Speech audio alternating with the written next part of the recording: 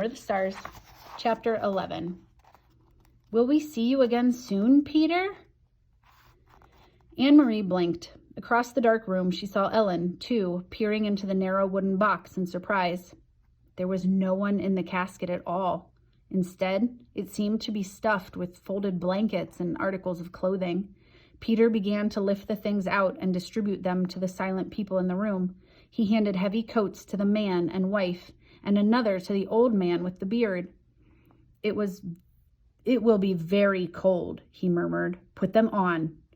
He found a thick sweater for Mrs. Rosen and a woolen jacket for Ellen's father. After a moment of rummaging through the folded things, he found a smaller winter jacket and handed it to Ellen. Anne-Marie watched as Ellen took the jacket in her arms and looked at it. It was patched and worn. It was true that there had been few new clothes for anyone during the recent years, but still, Ellen's mother had always managed to make clothes for her daughter, often using old things that she was able to take apart and refashion in a way that made them seem brand new. Never had Ellen worn anything so shabby and old. But she put it on, pulled it around her, and buttoned the mismatched buttons. Peter, his arms full of the odd pieces of clothing, looked toward the silent people with the infant. "I'm sorry," he said to them. "There is nothing for a baby." "I'll find something," Mama said quickly. "The baby must be warm." She left the room and was back in a moment with Kirsty's thick red sweater. "Here," she said softly to the mother. "It will be much too big, but that will make it even warmer for him." The woman spoke for the first time. "Her," she whispered. "She's a girl. Her name is Rachel." Mama smiled and helped her direct the sleeping baby's arms into the sleeves of the sweater. Together they buttoned the heart-shaped buttons. How Kirsty loved that sweater with its heart buttons, until the tiny child was completely encased in the warm red wool. Her eyelids fluttered, but she didn't wake. Peter reached into his pocket and took something out. He went to the parents and leaned down toward the baby. He opened the lid of the small bottle in his hand. "How much does she weigh?" Peter asked. "She was 7 pounds when she was born," the young woman replied. "She's gained a little, but not very much. Maybe she weighs 8 pounds now? No more." "A few drops will be enough then. It has no taste. She won't even notice." The mother tightened her arms around the baby and looked up at Peter, pleading. "Please, no," she said. "She always sleeps all night. Please, she doesn't need it. I promise she won't cry." Peter's voice was firm. "We can't take a chance," he said. He inserted the dropper of the bottle into the baby's tiny mouth and squeezed a few drops of liquid onto her tongue. The baby yawned and swallowed. The mother closed her eyes. Her husband gripped her shoulder. Next, Peter removed the folded blankets from the coffin, one by one, and handed them around. "Carry these with you," he said. "You will need them later for warmth." Anne-Marie's mother moved around the room and gave each person a small package of food, the cheese and bread and apples that Anne-Marie had helped her prepare in the kitchen hours before. Finally, Peter took a paper-wrapped packet from the inside of his own jacket. He looked around the room as at the assembled people, now dressed in the bulky winter clothing, and then motioned to Mr. Rosen, who followed him to the hall. Anne-Marie could overhear their conversation. "Mr. Rosen," Peter said, "I must get this to Henrik, but I might not see him. I am going to take the others only to the harbor, and they will go to the boat alone. I want you to deliver this, without fail. It is of great importance." There was a moment of silence in the hall, and Anne-Marie knew that Peter must be giving the packet to Mr. Rosen. Anne-Marie could see it protruding from Mr. Rosen's pocket when he returned to the room and sat down again. She could see, too, that Mr. Rosen had a puzzled look. He didn't know what the packet contained. He hadn't asked. It was one more time, Anne-Marie realized, when they protected one another by not telling. If Mr. Rosen knew, he might be frightened. If Mr. Rosen knew, he might be in danger. So he hadn't asked. And Peter hadn't explained. "Now," Peter said, looking at his watch, "I will lead the first group. You and you and you.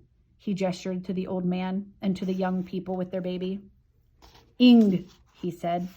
Anne-Marie realized that it was the first time that she had heard Peter Nielsen call her mother by her first name. Before, it had always been Mrs. Johansson.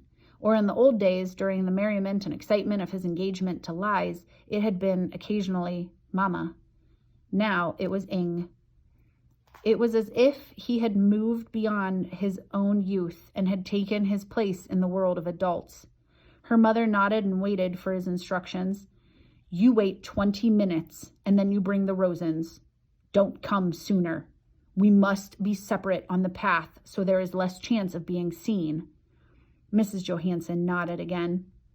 Come directly back to the house after you have seen the Rosens safely to Henrik. Stay in the shadows and on the back path.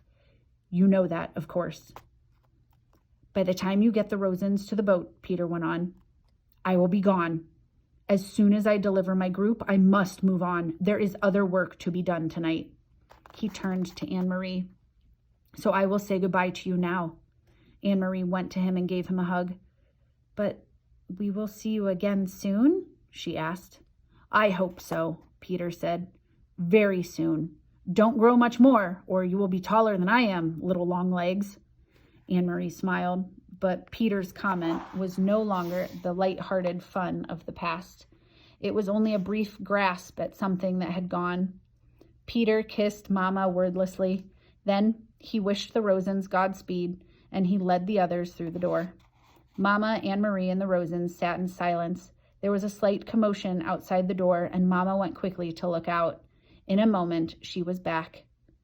It's all right, she said in response to their looks. The old man stumbled, but Peter helped him up. He didn't seem to be hurt. Maybe just his pride, she added, smiling a bit. It was an odd word, pride. Anne-Marie looked at the Rosens sitting there, wearing the misshapen, ill-fitting clothing, holding ragged blankets folded in their arms, their faces drawn and tired. She remembered the earlier, happier times. Mrs. Rosen, her hair neatly combed and covered, lighting the Sabbath candles, saying the ancient prayer, and Mr. Rosen sitting in the big chair in their living room, studying his thick books, correcting papers, adjusting his glasses, looking up now and then to complain good-naturedly about the lack of decent light. She remembered Ellen in the school play, moving confidently across the stage, her gestures sure, her voice clear. All of those things, those sources of pride, the candlesticks, the books, the daydreams of theater, had been left behind in Copenhagen. They had nothing with them now. There was only the clothing of unknown people for warmth, the food from Henrik's farm for survival, and the dark path ahead through the woods to freedom. Anne-Marie realized, though, she had not really been told that Uncle Henrik was going to take them in his boat across the sea to Sweden. She knew how frightened Mrs. Rosen was of the sea, its width, its depth, its cold. She knew how frightened Ellen was of the soldiers with their guns and boots, who were certainly looking for them, and she knew how frightened they all must be of the future.